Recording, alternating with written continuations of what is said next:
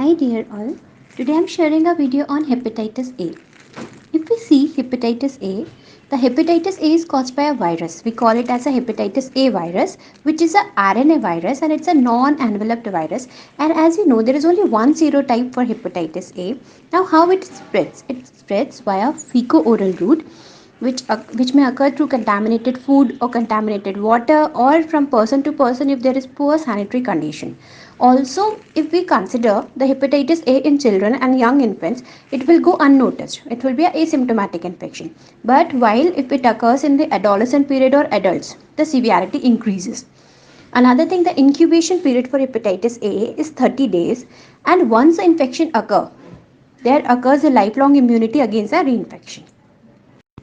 Now, as we know, the incubation period is around 30 days, during which the patients remain asymptomatic and there occurs the replication of the virus. Now, following that, there will be a prodromal phase, which will last for about a week. The child will say, I am feeling fatigue, there is no appetite, fever, nausea, vomiting, there may be abdominal pain, there may be dark urine or pale stools. All this occur during the prodromal phase. Now, following the prodromal phase occurs the icteric phase. This usually occurs in the older children or adolescent or adults.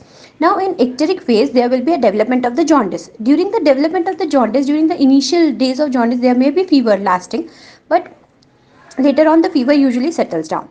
Also there is increase in the bilirubin. Enzymes will be raised in hundreds or thousands. So there is the icteric phase. Now following the icteric phase, the recovery will start. That we will call it as convalescent phase, which will last for few weeks. As we know, the hepatitis A, it usually causes the acute hepatitis, which is usually asymptomatic or very mildly symptomatic in young children. But in certain adolescent and adult, it may lead to the fulminant hepatitis, which occur in 0.1 to 1%, which occur because of the extensive necrosis of the liver.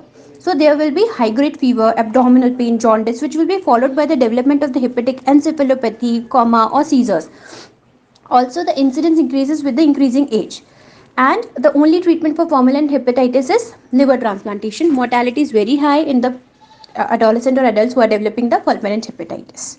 Now, if we talk of the lab investigation, which we need to do in the hepatitis AR, the very first thing we will go for the liver function test. In liver function test, we will go for the evaluation of the total and direct serum bilirubin, transaminases, also the synthetic function in the form of PT-INR and albumin.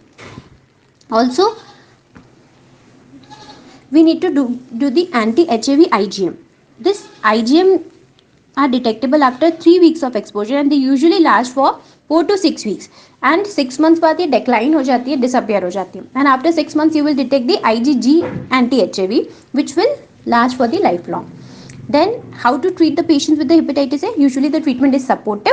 The antiviral has got no role for the treatment of hepatitis A. But in cases of fulminant hepatitis, we need to go for the liver transplantation. Now how to prevent? We can prevent it with the good sanitation, good hygiene, water hygiene, food hygiene, and also through immunization.